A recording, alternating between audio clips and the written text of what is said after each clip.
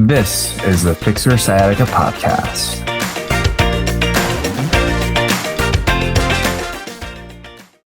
Bone density. We need to have strong bones in order for us to function, minimize pain, but just overall feel good. And this is a metric that actually declines as we age, and especially during the perimenopause and menopausal points of life. So today, I have Dr. Susan Baumgaertel, who actually works with many folks going through the perimenopause and menopausal states. And she was really kind enough to take some time out of her day to talk about bone density, some of the sciences behind it. And then we're going to talk a little bit more about the tips and tricks to help maximize this specific metric, and talk about the importance and why it is key to ensure that we have good, solid bone density. So, Susan, it's so great to see you again. Thank you so much for being on today's episode. Thank you for having me. I'm excited to come back, and what a great day to talk about a good topic. It's a fantastic topic. I don't think it's a topic that gets covered enough, unfortunately. And I know that a lot of patients get sent to me to improve their bone density. And so I think one of the challenges is that there was another physician, I think about 6 to 8 months ago, who was talking about they knew a lot of benefits about physical therapy, but physical therapy was kind of like a black box in regards to, like, I know it works, but I don't really know what's going on. And the same thing, like, I know that you physicians know a lot, but I don't know what's going on as well. And I have a general understanding of the science behind bone density and the key things. So I thought it'd be a great opportunity for us to join forces and really attack this subject together. So let's reintroduce you to the audience. For the folks who haven't had the opportunity to meet you yet, tell us a little bit more about yourself and what you do. Yeah, great. Thank you. So I'm a physician in internal medicine. Got my MD about 31 years ago. Ouch. And practiced for 25 years full time, primary care, internal medicine, in hospital, and mostly outpatient after that. And so really saw the full gamut of adult medicine, and certainly a lot of the bulk of my practice were women and women in their kind of midlife. I think maybe a third of my practice were also seniors. So I think my oldest was 106, so all the way up there. And then 3 years ago, I pivoted, that great pivot during the pandemic, and started my own business. It's called My MD Advocate. And what I do is really online telemedicine, medical consultation, and advocacy work. So I'm no longer doing, touching someone, doing clinical medicine, but I'm really drawing upon my expertise and experience, and really helping people navigate a lot of tough times in their lives, especially if it's hard to find a doctor or, find the right approach to a certain medical condition. So it's been really gratifying. During this time, I also started a website a few years back called Menopause Menu. It's a free site. It really is kind of an informational website for women, and actually for everyone. And it has a lot of different pages. I think there's 16 different pages, sub-pages, but it's also a blog. So it's really fun to have blog articles and videos and recipes. And of course, after that, I wrote a book called The Menopause Menu. And so that kind of all came together. But great to be here and to kind of dovetail with your knowledge in terms of physical therapy approach to patients with osteoporosis. Well, thank you so much for sharing. Yeah, I remember when that book came out, and I had the opportunity to take a look, and it's fantastic. So listeners, if you are going through that point in life where you're going through perimenopause or menopause, it's a great resource. And I love the fact that it's the Menopause Menu, because you actually have some really delicious and amazing tidbits in there, which I found to be really, really cool. So I'm so thrilled. So let's talk about, the process of aging, and specifically bone density. I think that and I know for me as a physical therapist, and just looking at the aging population, it's like, okay, when you hit a certain age, you should start getting some scans and establishing a baseline. I know that they use the DEXA scan as the main way to actually help assess bone density. I actually had a DEXA scan for myself a couple weeks ago. Nothing's wrong with me. It was really more, I have been focusing on just ensuring that I age gracefully. I'm 36 years old right now, but I wanted to get a good solid baseline. And what's really cool is that there's a company, this is not a paid advertisement, by the way, but there's a company called Body Spec, which is a startup kind of, I think based out of San Francisco. They have multiple locations in the Bay Area. You go and you get a DEXA scan, you get a whole bunch of other measurements as well. So So let's talk about bone density. What are you looking at in regards to like what is bone density?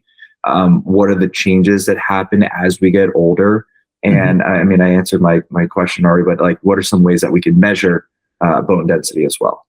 Yeah. So first of all, the bigger kind of the 20,000 foot view is like, why do we even care about bone density? Well, we care about it because we're trying to prevent fracture. I mean, that's really the bottom line. And so we're talking about fracture risk reduction. And if we look at your skeletal health and your bone quality and your bone density, we can get information about, your system that can tell us, are you at risk for fracture? And so that's kind of the nugget.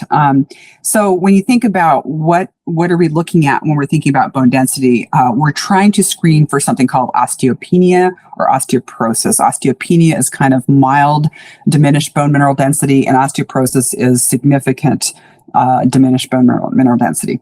So kind of, it's like a gradient. So normal kind of osteopenia is like you're on your way, and osteoporosis is like, whoa, that's not good. And so we're talking about decreased bone mineral density. The DEXA, or the bone density dexitometry scan, will measure the bone density. And that's important because we can kind of, again, put people into kind of risk reduction groups. Are they at high risk? Are they at moderate risk? Are they at low risk? If they haven't had a fracture yet, of course. But there's a very interesting concept. And if you interviewed me about maybe 7 or 8 years ago, I would have said like, gosh, there's no way to measure bone quality. Well, there is now, and it's called a trabecular kind of score. And so basically you can get a bone density test with a trabecular score, and that tells you something about the bone quality. And what I mean by that is like, sounds morbid, but if you're dead and we cut your bone up and we look under a microscope, we can look at the structure of the bone itself, and we can get information about the quality of the structure of the bone. That is different than bone density. So we all know, well, maybe we don't all know, but we all suspected that there was something else beyond just bone density in terms of people's risk for fracture. And so that was really kind of an important part of the equation. So now we have this tool. It's something you don't have to get all the time, but like a one-time measurement would be great, especially as someone's aging. So that's kind of the bigger components of what we're looking at when we're talking about bone density. And that makes perfect sense. I mean, I think especially in this day and age, as we have all the amazing technology, we're starting to really transition into a world of looking at quality over quantity, right? And I really appreciate that you bringing that up. Which brings up to another question, and I didn't even think about it, but you were talking about risk of fractures, right? So we have obviously our DEXA scan. We also have the trabecular score. Are there any other risk factors in regards to that, just so that we can take into account? Yeah. And so I think it's an important distinction to make between like a fracture, like you fall down, a mine shaft and you fracture your pelvis, or you fall off a horse, you fracture, some major accident, versus what we're calling fragility fractures. And so fragility fractures are fractures that don't really necessarily happen in the context of a major trauma. Maybe you bump into a door frame, like, well, that shouldn't really hurt. That might hurt, you might bruise, but that shouldn't fracture. And so it's the fragility fractures that we're concerned about, not like if you're in a car accident. That's horrible, but that's a different kind of fracture, of course. Or you're in a skating rink and you take a spin, you fracture. So fragility fractures, where you're not anticipating a bone should have fractured, that's kind of the concern. So there are lots of things in terms of, we can get a little later on, we can talk about prevention. But yeah, there are things that can trash your skeletal system, like smoking or heavy alcohol use. Those are things obviously that are imperative to kind of get a handle on.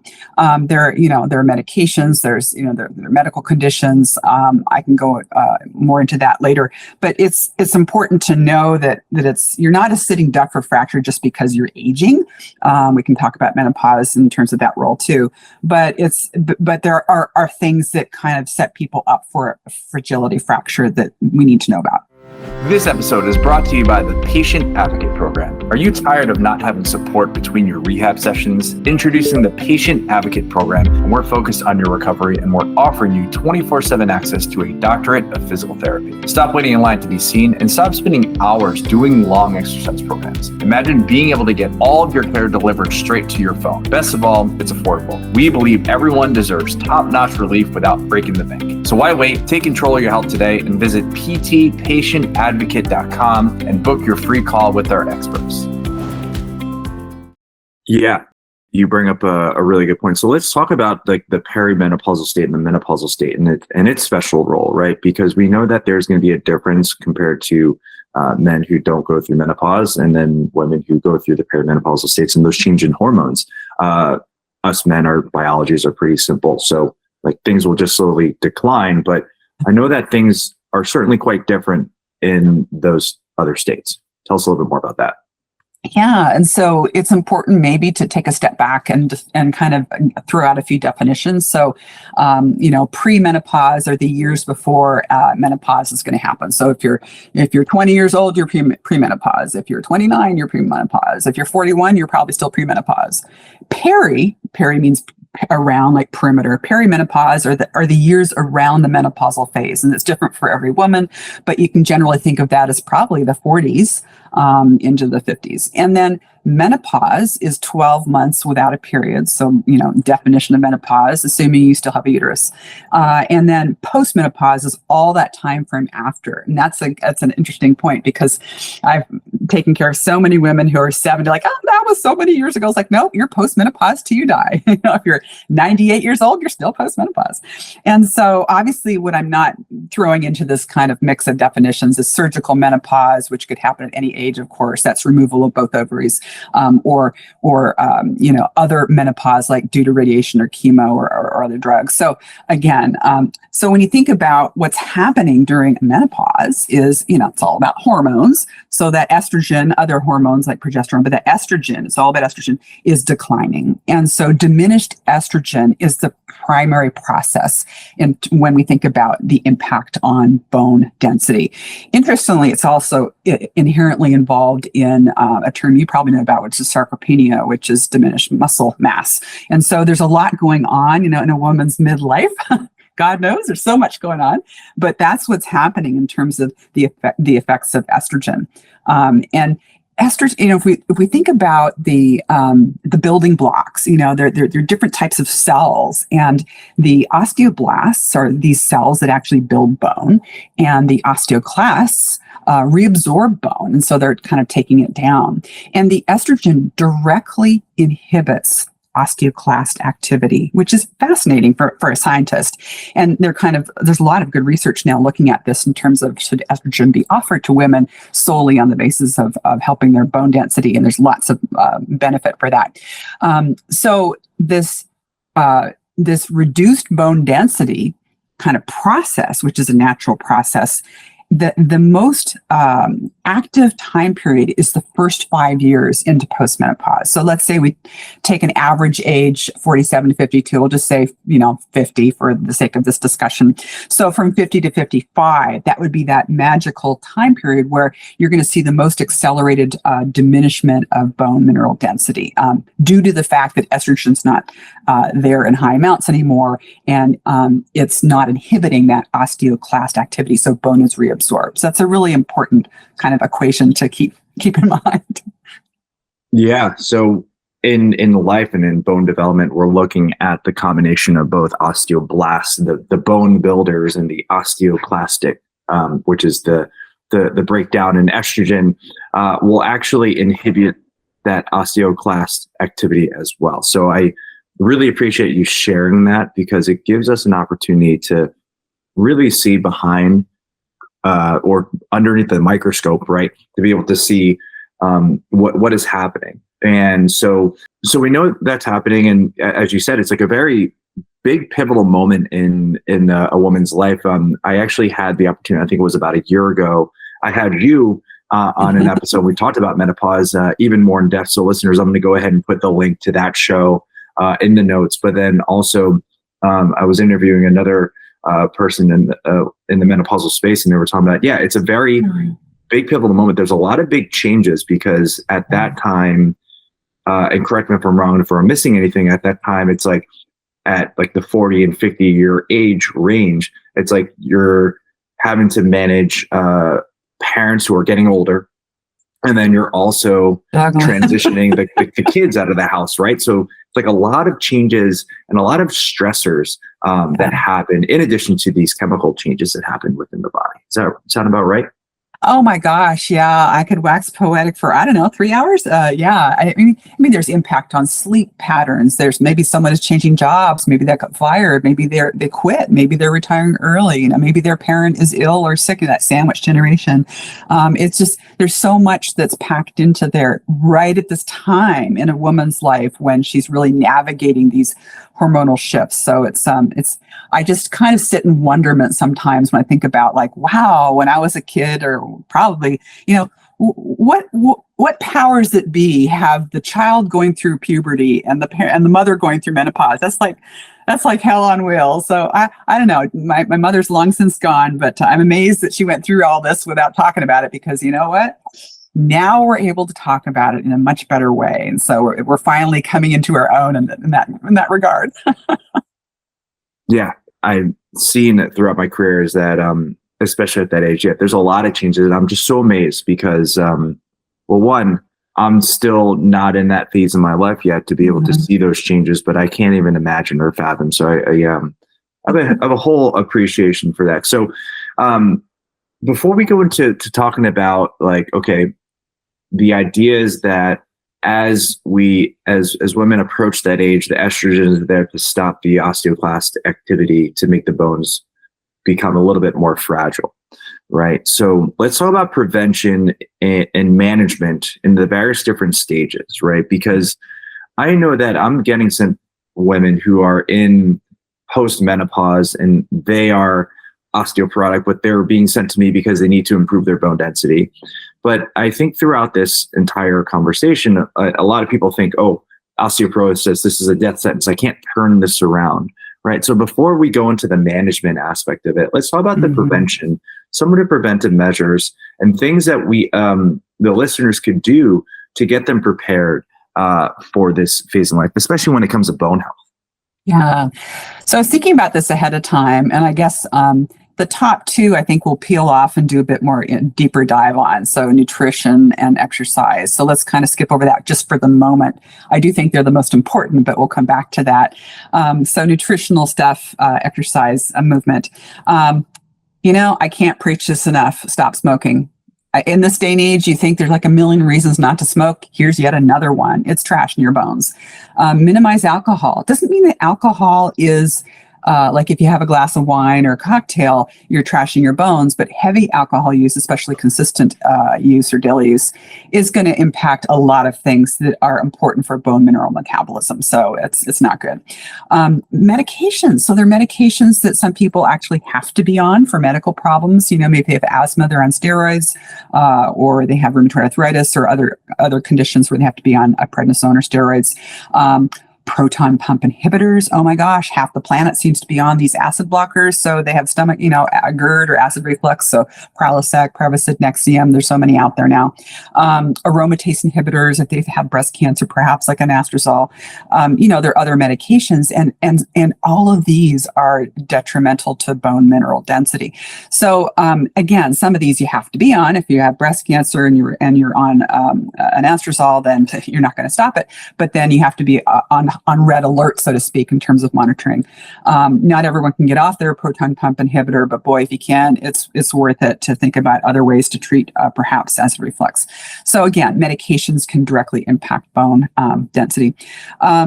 Underlying conditions, whether you have them or you don't know that you have them. So people should be screened for basic things like thyroid disorder or parathyroid disorder, because parathyroid is very involved in that kind of equation that, think about phosphorus and calcium and toss in vitamin D there, so all those things that are important for bone integrity.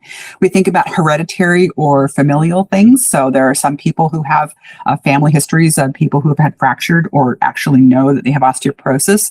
And I'll tell you the story because to this day, I'm just blown away by it. Many, many, many years ago, long before we knew anything about bone quality, and the bone density tests were kind of still, were around, but the DEXA scans were around, but hadn't really been perfected. I had a fellow who was, I'm trying to think, he was in his mid 40s, and he's helping a buddy of his move a refrigerator, and he fractured. his spine. He did okay, but it's terrible. And I'm thinking like, God, this guy was like weightlifter. I mean, he was healthy. He was super healthy. Why would he had a fracture? It wasn't like he lifted the fridge up. He was just like wiggling it into position. And so, all these tests and all these, I couldn't figure it out. I mean, he didn't have any underlying illness. There was nothing going on. It was very just perplexing. And then, and I thought I knew him, he said, oh, well, my mother, my two sisters, and my aunt all had osteoporosis. Like, whoa, wait a minute, time out. And so I did this more of a family history. Well, it turns out he grew up in the tropics and he never had milk. So his entire formative years as a little boy and into adulthood, he never had milk. And he was kind of a short guy, so who knows? But oh my goodness. So yeah, it turned out the entire family could have been, the poster family for Fosamax. But truly it was a revelation. So again, family history, even though you may not know it, can certainly play a role. Like I said before, another risk factor, if you want to put it that way, is just being postmenopause. I mean, you just have to think about, is someone going to be at higher risk? Especially if they're not on hormones. And then, there are medications when we think about treatment. We can get into that down the road in terms of what you might think of to manage your osteoporosis in addition to nutrition and exercise. And I don't know if you want to just, maybe I can take you for a quick tour of meds right now. So many people have talked about bisphosphonates. They've heard of that before, like alendronate, which is Fosamax, or risendronate, which is Actonel, or Boniva, which is the monthly. These are the drugs that first came out. I'm trying to think about. I think it was probably 30, maybe 35 years-ish ago. They've gone through many iterations over time in terms of how you take them and the safety of them, but they're the kind of the tried and true treatments. And then there's the IV version of one of the bisphosphonates reclassed. A lot of people have heard of that. They go in and get their infusion. It's really quick. And then there's the anabolic agents, the ones that are kind of helping to rebuild bone. Thinking about like Forteo, that was the first one. I think it came out. It's a shot. It's a teriparatide. It's like it mimics human parathyroid hormone. There's the more recent one, I think, was Timlos. I think the most recent was Evenity. I think Evenity is more like a monoclonal antibody. So again, then there's like a Prolia. Everyone's heard of Prolia. That's a monoclonal antibody. And then there's the selective estrogen receptor modifiers. There's raloxifene or Avista. So there's a huge list of medicines that if you see a specialist like a rheumatologist or an orthopedic specialist, sports medicine, or a good primary care doc, you're going to kind of go through that in terms of what drug works best for you. And there's a lot of protocols in terms of how you select which drug for which person, which I won't go into, but just know that there are many different options to treat. And this is there's a kind of two arms of treatment. There's reduction in further loss of bone density, and there's stabilization and hopefully, fingers crossed, improvement. And so those are kind of parallel goals that most people follow. So I really appreciate you sharing that, because I think one of the many challenges in just general healthcare is that, and I think that you physicians are just extremely brilliant human beings. And so after having conversations with you, obviously in this episode, but I think what's amazing is the fact that you as a physician, clinician, can get these clues, and then in your head can reach this pattern recognition in such a fast period of time. And I think the big challenge in medicine is the fact that if you're seeing your doctor maybe for 5-10 minutes, you're probably thinking, how the heck do they come up with this conclusion in such a fast period of time, right? And oftentimes people are like, yeah, I guess my doctor was kind of just like guessing. And I assure you listeners that when you're working with your doctor, they've gone through so many years of training, but they've seen so many patients that they've had the opportunity to be able to collect the most important information to help them determine the best option for you. And I have said this on multiple other podcasts, but when it comes to, say, treating the human, and especially when it comes to science, we start off with our hypothesis, and it's a process of elimination to be able to say, okay, well, this is the scenario. What are our best treatment options? And then based off of the information, what can we do? But it's not going to be just implementing the treatment and then just like disappearing. It's implementing the treatment and actually evaluating, is it actually helping? And so I again, thank you so much, Susan, for really sharing that process, because in those short interactions that we have with our physicians, it's really, really hard to see what goes on in the back end. And it can come off as cold, short, and really just a subpar experience. And granted that, this is an entirely different conversation talking about just the general medical system, but really I wanted to just highlight the brilliance and the knowledge that you guys have when it comes to managing your patients. So thank you. And I'll call you out and say thank you for that, because I think that what's really grounding for me and for most physicians that I consider really high quality is we start from an evidence-based perspective, and that could include 10 or 20 or 30 years of experience and training. So it's not just, looking something up on Google, God forbid. And for me, then it's using that evidence-based experience approach and weaving in kind of the holistic measures that make it valuable and speak to someone in their language in terms of what they feel is important for them. So it's the marrying of those two together, which is it's the secret sauce. Yeah, it's very, very cool. So talking about from the changes, risk mitigation, as you were describing this, one of the things that I didn't hear much about, which I'm actually very excited to hear, is the role in calcium, right? It's not just, get more calcium. It's understanding that there's many different factors at play. And we'll be able to get a little bit more of an idea as we talk about the nutrition recommendations on some of that. So let's talk about, we'll break nutrition down into two parts. Let's talk about the prevention measures, or the things that kind of get you prepared for the transition. And then when you're in the postmenopausal state and in the osteopenic, osteoporotic state, how can we manage that? Yeah, well, I think ahead of time, if you have normal bone mineral density, there's no big laundry list of things you should do. I think it's just really good, healthy eating, as everyone would kind of try to think about good ways to get vegetables, good ways to eat the rainbow, good ways to get protein, and good ways to stay hydrated. Calcium is kind of a really integral part before, during, and after. And I think it's worth talking about because so many people, we're in this culture we want a pill for that. And, and I've spent, the last 30 years trying to convince people to get nutritional components from their nutrition, from the foods they eat, instead of a whole handful of pills. And I'm so honestly fed up with the industries out there, and including in my field too.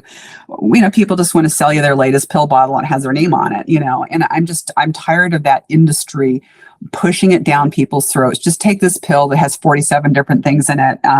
Do we really need molybdenum? I don't know. So calcium is important to get, but it's also important not to overdo it. And so if you have someone who is willing to look at the food content, the nutritional breakdown of what they're eating, and try to get enough nutrients, they don't have to go out of their way to get a whole bunch of extra pills. And keep in mind, when you have calcium in a pill, in a supplement, and you're getting more than perhaps your body can take in at that moment, you're just peeing it out. So we're feeding the fish. So, you may be taking handfuls of these calcium pills oh boy, I'm doing such a good job, but you're not benefiting from it. And on the flip side, you could actually be harmful, because too much calcium in some ways is actually detrimental. Don't even get me started on, the insult to the kidneys. So I would say a look at food groups. Obviously, a lot of people shy away from dairy for a bunch of reasons, but anything dairy, of course. And then if you look at some of those non-dairy substitutes like oat milk or whatever milk, they often do have calcium fortification.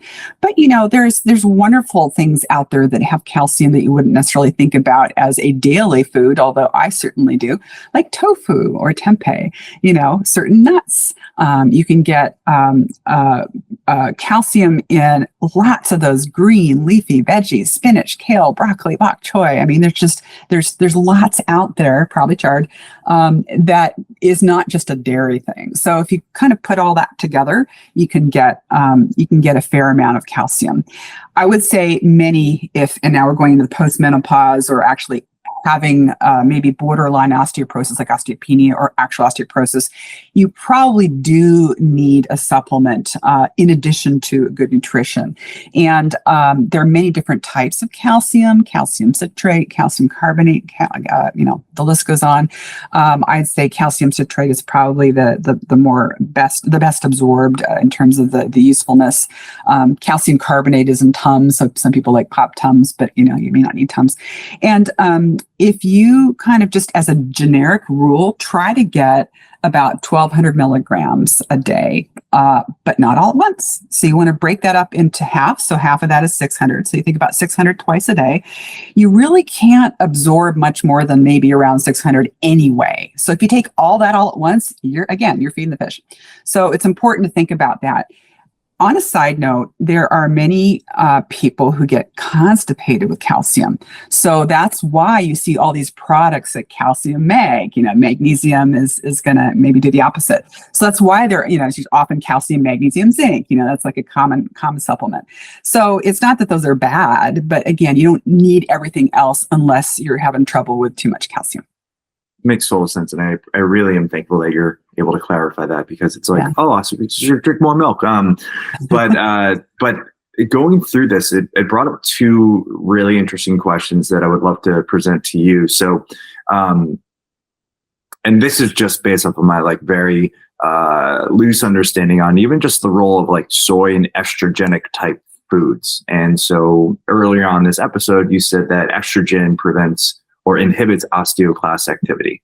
So when you're reaching a stage, or so if you look at foods like soy is often thought to be estrogenic or stimulates that, or I don't know that much about the science, but I know that the role of soy and estrogen does have some sort of play together. Tell us a little bit more about the use of soy. Is it something that okay, maybe it's obviously it's a great source of protein, but also is this knowing that its role in estrogen, is this something that when women are in the postmenopausal stage that they could migrate towards that? Tell us a little bit more about soy.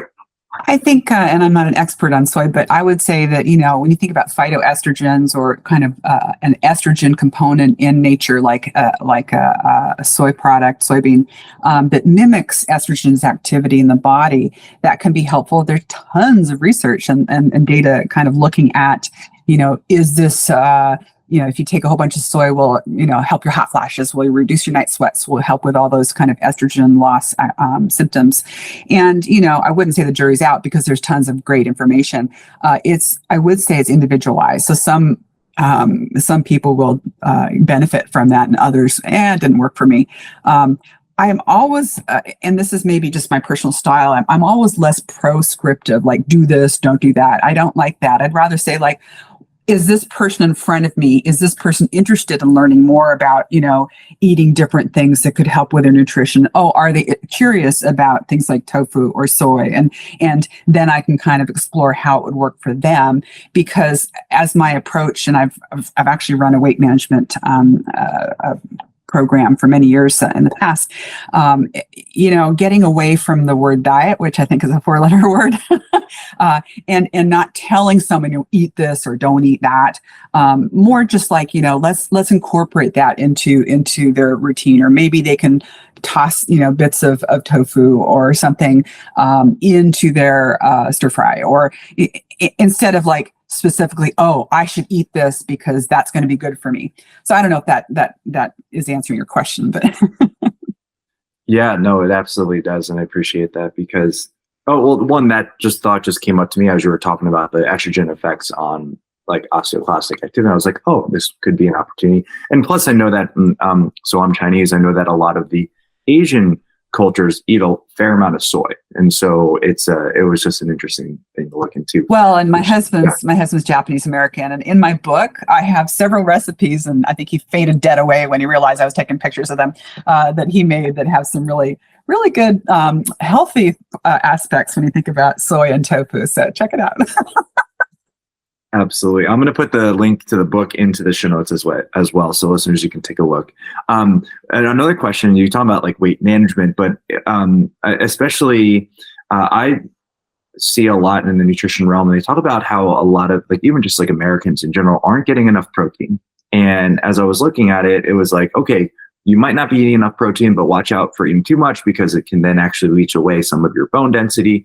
Can you share with us a little bit more insight into protein's role in regards to some like general recommendations from like a gram per body weight, and then also share with us a little bit more. Like I've heard people, it's like if you eat too much protein, it kind of takes away a little bit of that bone density as well, or is that just a long held belief? I actually don't think too much protein. I mean, probably there are very few people who get too much protein. I'd say it's usually the opposite. People aren't getting enough protein. Or they say like, oh, I have a meat with dinner. Well, that's probably not enough to carry you out, throughout the day. And so, the equation or the recommendation 1 gram per body weight is probably good to shoot for. But there are medical conditions where you don't want too much protein, and I'm thinking of kidney failure. That's the top one there, or other conditions that are causing great kind of effects in the body. But I think really most people need to get more protein, bottom line, and get away from this thought of like meat as the only thing that gives you protein. A lot of people ask me about protein supplements like powders and drinks. And I pause for a moment because I don't want to sound like a Debbie Downer, but I just, again, this is just my philosophy. It's not right or wrong. I just don't like when you have to reach for something, you have to mix and swirl and swig as that's nutritional value. Yes, there are situations where you do need that. Maybe someone's really powerlifting and actually aggressively bulking up and at a gym where they're really trying to be physically at the top of their prime. Yeah, they're probably going to have to supplement with protein powder, but very few people should. And as you age, definitely thinking about someone who's 60s, 70s, and 80s, you shouldn't be doing that. It's not healthy. Get your protein from nutritional sources and you're going to just feel and function so much better. And it's also so much more fun to chew on a piece of meat than it is to crush a smoothie, which is, that's my personal opinion. I love eating more so than drinking my calories. And so, but yeah, absolutely. Like there's a lot of non-meat protein options. I'm just going to throw this out there. Last week, my wife and I made spaghetti and red sauce. Is one of my favorite dishes. I usually throw a can of tuna in there as well because it's a New Jersey Italian thing, which is fantastic, which is where I'm from. But we switched it out. Instead of a can of tuna, we actually switched it out with a can of chickpeas, and it was fantastic. And little did I know that chickpeas is a large part of Southern Italian cooking, especially if you're looking on the eastern side near Puglia, and that's where we had a ton of chickpeas, and so that was very, very cool. And let's talk about and in regards to protein, right? Protein is one of the big important parts of building muscle. And as you were talking about this, it was like, okay, fracture risk. And one of the things that came to my mind as I wrote this down, you're sharing this with me, was the fact that when you have more muscle, you technically have a little bit more cushion between you and anything. And obviously fat is a cushion as well, but I noticed that muscle is a much better shock absorber because it can distribute force and it can also generate movement. It's much more functional than fat as well, which then kind of brings us into the exercise portion of today's talk, where we're because obviously exercise loading the bone actually allows us to improve the strength. So tell us a little bit more about some like the importance of exercise and some good solid ways to implement that. Yeah, well, this is definitely your field. I would say that almost everyone has heard about weight-bearing activities. And so when it comes to working on your bone density health, both prevention and treatment, you want to think about things that are weight-bearing. And so it doesn't mean you have to have weights on your hands or in your body, just gravity. If we're out for a walk, that is technically a weight-bearing activity. Yes, you can have very small hand weights, weights. And I think here's a moment to pause, because when people think about weights, they often think like, really, working really hard. But you can have 3 to 5 pound hand weights, pretty reasonable, and do a lot. So it's not the weights, it's the reps. And so if you can just kind of repeat that movement, you can actually kind of sculpt your body in a way that you're going to be pretty happy with, but you're not weightlifting, so it doesn't have to be heavy, but it's repetition. And then, honestly, this is something where I have to kind of swallow my pride here. I've been very purposeful about exercise over many years, but more so since I was diagnosed and treated for cancer at the beginning of this year, because I kind of made it my mantra. And previous to that, I would say, 2 to 3 times a week, because we all don't have time, because we're all so darn busy. Daily is really the key, because that does so many things. Because when you do something on a daily basis for your body, you are allowing much more growth and stability in your muscles and your joints, of course, but your bone, we're talking about bone health today, than if you did it just once or twice a week. So I just want to put a plug for people to think about doing something on a daily basis. Building muscle, like you mentioned, is helpful because it stabilizes joints and reduces falls. We think about your core strength, we think about balance.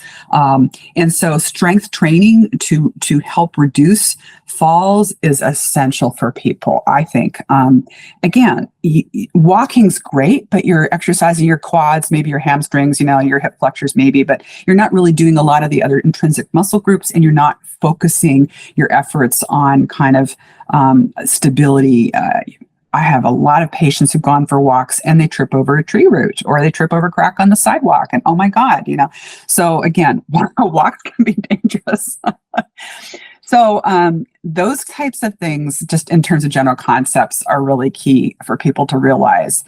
Weight bearing, do it daily, thinking about building muscle, working on your balance, working on your core, working on your stability in terms of fall precautions and fall risk reduction.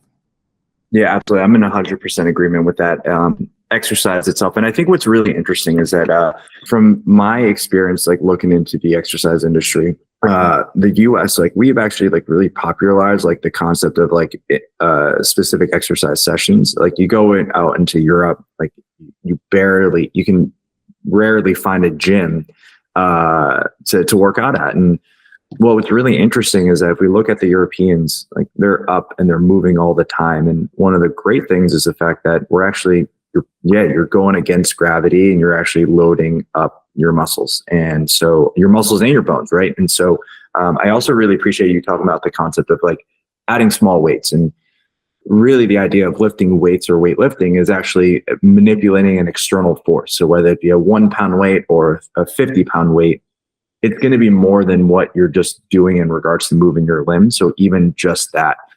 And when it comes to building up bone density, I know that, and correct me if I'm not up to date with this, but oftentimes when it comes to say like looking at the DEXA scan and bone density, we're looking at the lumbar spine, like the vertebral bodies. We're also looking at the humerus bone, which is your arm bone. And we're also looking at the femur, which is going to be your thighs.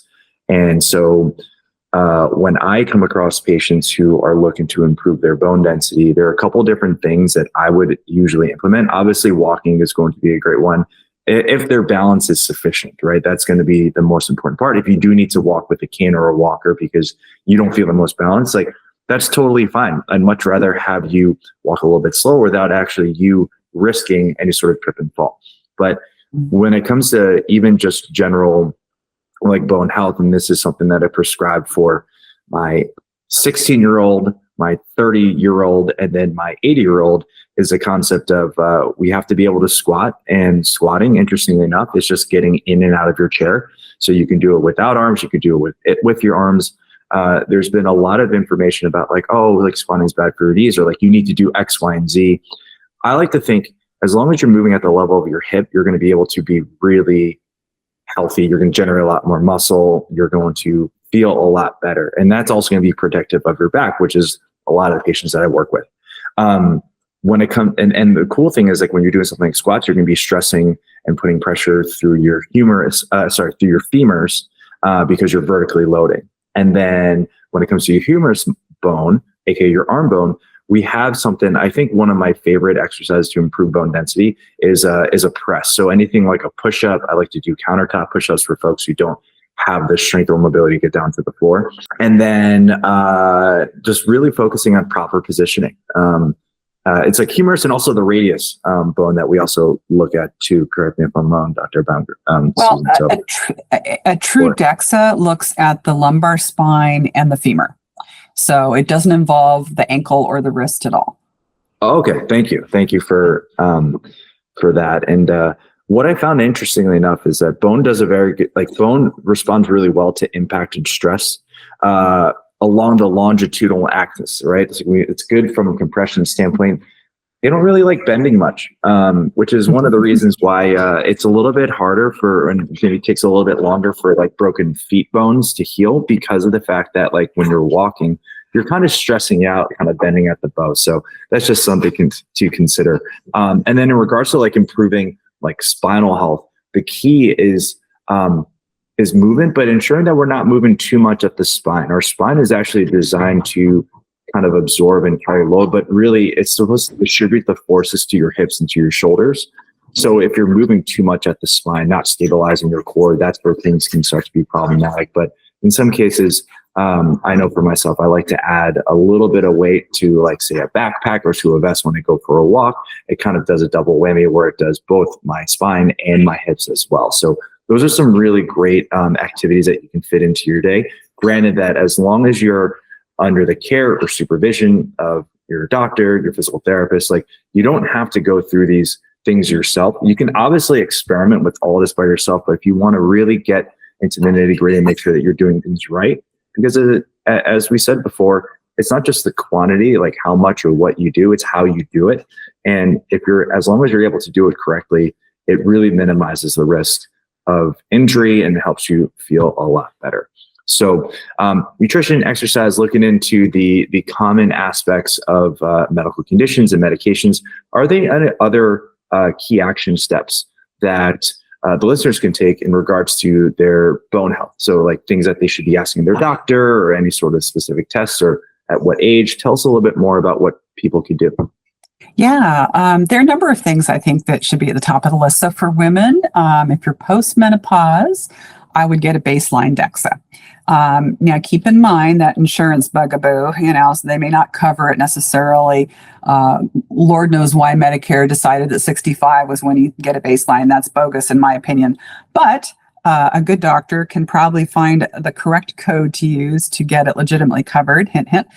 So if you're going through menopause and you're post-menopause, no period for a year, I think a baseline DEXA is a good idea. Now, you may have already had that sooner in life if you have risk factors. So for everyone, not just women, for everyone, if you do have risk factors for osteoporosis, get a baseline screening. I think that's really important to know early before, prevention's key, right? Before you have, considerable bone mineral density decline. If you have unexplained fractures, like you didn't fall off your horse, you didn't, fall down a flight of stairs, you weren't in a car accident, you have a fracture that just seems like, well, how could I possibly fracture? That's really odd. Yeah, get your bone density. Make sure you don't have thinning. Maybe you have a family history. Again, that's important to know. Not everyone does, but there's a lot of osteoporosis, then check it out. If you're on those high-risk medicines that we talked about, especially things like prednisone or steroids or proton pump inhibitors, and you're on them for life, meaning that you can't go off of them medically, then you should probably get a baseline at some point. I think for those who do get a bone density test, a DEXA, at one point, it would be good to get a trabecular score. So you measure that once, so you just know what the quality of your bone is. You don't have to get that every time, but that's good to know. And one way to kind of go about this is to get an annual exam.